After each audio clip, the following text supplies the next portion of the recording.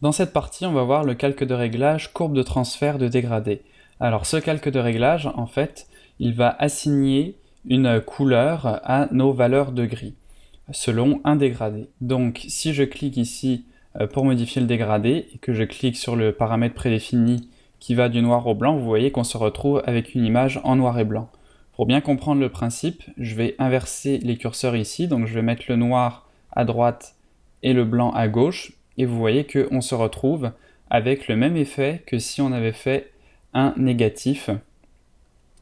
Donc là, si je fais un négatif et que j'enlève la saturation, on se retrouve avec exactement le même effet.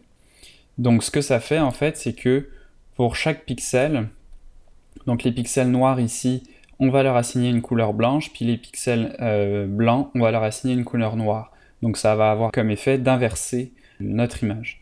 On peut aussi mettre des couleurs, donc par exemple une couleur comme celle-ci, avec du violet jusqu'à l'orange. Donc là, nos teints sombres, donc les pixels les plus sombres vont être violets, et les pixels les plus clairs vont être orange. Donc ça peut être assez intéressant pour faire certains effets.